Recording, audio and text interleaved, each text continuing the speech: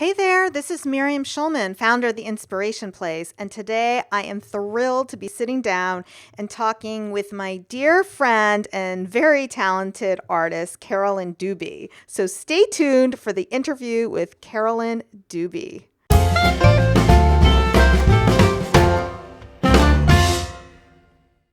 Carolyn is a self-taught mixed media art adventurer on a journey filled with fun. She plays with every color of the rainbow, avoids rules whenever possible, and lets the little kid inside her free. She's written articles for magazines such as Somerset Studio and Cloth Paper Scissors, teaches in person and online workshops, designs stencils for Stencil Girl products, and shares the message of oops through her YouTube videos and blog. I am so excited that Carolyn is going to be one of the teachers in the Handcrafted Holidays class that will be debuting in the fall of 2016, where there's going to be 10 absolutely fabulous artists all teaching holiday decor and gift ideas from their multicultural experience. We are also going to tell you how you can get your hands on a free download, so be sure to stick around for the entire interview to stay tuned for that. And in the interview, she's also going to share with us a sneak peek of what she'll be teaching at Handcrafted Holidays, and I will just give you a little hint for those of you who are wondering what to do with all those jelly print papers you've been making in Carolyn's class or perhaps somebody else's class. She has some great ideas for you, and she'll be teaching that in the class. All right, so I'm so excited to have Carolyn Dubie here today in my studio. Welcome, Carolyn. Thank you for having me. So today we're going to be talking with Carolyn Dubie, who is one of our teachers for Handcrafted Holidays. And Carolyn, I'd love to hear your story about how you became an online mixed media artist. It was all stress because I'd owned a jewelry wholesale business, Costume Joy, not the fancy diamond stuff. I had owned a restaurant for 7 years, and I was a public school teacher for 10 years. And so through all of this, I was constantly drawn to Michaels. The Isles of Michaels. It's just, I loved everything in the Isles of Michaels. But when I try and do stuff, I'd stress out about it. Is it right? Is it good enough? And so it was really this battle, this sort of uphill fight with stress about creating, because am I doing it right? Do I really know what I'm doing? Because I'm supposed to know what I'm doing. And all these kinds of things. And so I did everything up and down the Isles of Michaels, except knitting, but that's a different story. But what I found is when I went through Michaels, really a lot of times you had to justify everything that you bought. But I kept wanting more and more and more. And it was never quite right. And there was always this battle and struggle and stress. And what I found is when I started letting myself play, when I really went back to that, it was rejuvenating. It was joyful. It was fun. The stress faded away in other areas of my life. And then creating just became fun. So that was really my journey here, is really sort of getting out of my own way with stress and all these other things and just letting myself relearn how to play, because that's what it came down to. That's really how I ended up here. And which came first, teaching at these art retreats? I know that you teach around the country, or teaching online classes? I don't know. They came at a similar time, because especially when you start teaching in-person retreats, that stuff is sent in so far in advance. So when did you first start teaching in retreat, and what made you decide to apply to that? Well, I love teaching. Like, teaching has been a part of everything I've ever done has involved teaching in one way or another. So it's a very natural evolution. Now, do you actually sell your creations, or do you just make them to teach people and then give them as gifts? Tell me about that. I have a group of people that are working on me to start selling stuff. It's on the list of things to do, but somehow it's always at the bottom. And I'd really rather just play. So. Yeah, okay. Fair enough. Tell me then, do you have your own online site you want to tell us about? I do. I enjoy technology. I enjoy solving puzzles and problems some days. So, and I also like control. So that means I have my own site. Except for the one you're doing on my site. Of course. Now for you, I will do with somebody else. Yeah. Because I trust you. I like you. But yeah, I don't give up control lightly, but it's very hard for me to actually do, which is where the art is so nice, because I have to let go of control there. Tell us about the types of classes that you like to teach. Are they process-based or project-based? For me, it's about the process. It's about the fun when you're creating. not necessarily a perfect finished something. That for me, when I fixate on the end result, I miss all the joy in the middle. And if I have all that joy in the middle, I generally have something I like at the end. Now, it may not be what I expected to make or what I planned, but I usually really enjoy it. So you've got to play with serendipity a little bit. You guys got to trust that it's going to work out at times. Although, we might complete an art journal page, we might complete a piece of art so you can see how to use some of the things that we've made in the process. But the most important part for me is the process and the joy and the fun. Can you tell us a little bit about the project you're going to do for Handcrafted Holidays? Have you decided yet? I am so excited. I have decided. I'm so excited about this one. It is an advent calendar. But my family was totally advent calendar crazy when I was growing up. It's starting from the first day of December. Every day you get a small little something or open something or do something leading you every day up until Christmas. So when I was a little kid, that was sort of the countdown of, till the 25th. And there might be like one of the ones we had was just like a little toy and you take it from that and hang it on the Christmas tree, on this little felty Christmas tree thing. That was the one that was sort of the family tradition one that got used every year. And then once I had my own kids, I did my own spin on it. And I keep spinning advent calendars every year. We've actually never had the same one twice as a family because there's so many ways you can do these. Oh, wow. So this is something you do every year with your family. I do it, and now that everybody's gotten older, I like the heart that goes into gifts more than the dollar amount. And so what do you give to somebody when they really can go buy what they want? You have to give them something from the heart. You have to give them meaning and friendship and all of those things in it. And so for me, that's where the advent calendar has come in as a great tool. Plus, here's the other cool part. Sometimes there's a little stress in December. I don't know if anybody else goes through that, where it's a little chaotic. Mm-hmm. If I give someone an advent calendar, I give it in the beginning of the month, obviously.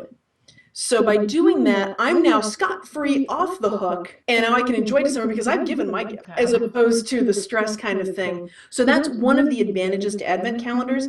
The other thing is I get excited and I work on them year-round. Oh, okay. So you don't have, it's not just a last-minute struggle, make it at the last second. It's something that I'll work on throughout the year because what I do is I tuck messages in them for my friends. They work for anyone. That's the cool thing is how you theme it goes for kids or for grown-ups. So if I'm going to do something, say, for my nephew, it might have little cars on it because he's all boy and, tracks and that kind of stuff. Whereas it's for my friend that loves irises, then there might be irises on it, and it might be more of a purple theme to it. That I don't stick to a traditional holiday look. It's more based on the person.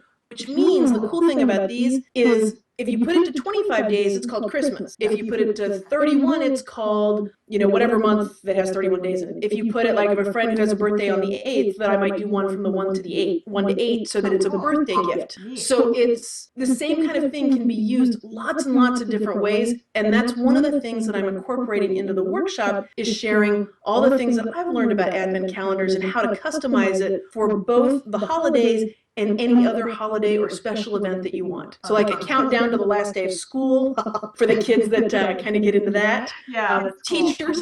Right. So I'm totally enjoy advent calendars, and they are so versatile for both the holidays and not the holidays. If you were to go back in time to your 20-year-old self, what would you like to say to Carolyn in her 20s? Well, I don't know if anybody watches NCIS, but that head slap from Gibbs going, that's what, number one, it would be a head slap and go, just quit worrying and do something. Yeah. Play. Like, screw it up. Make a mistake.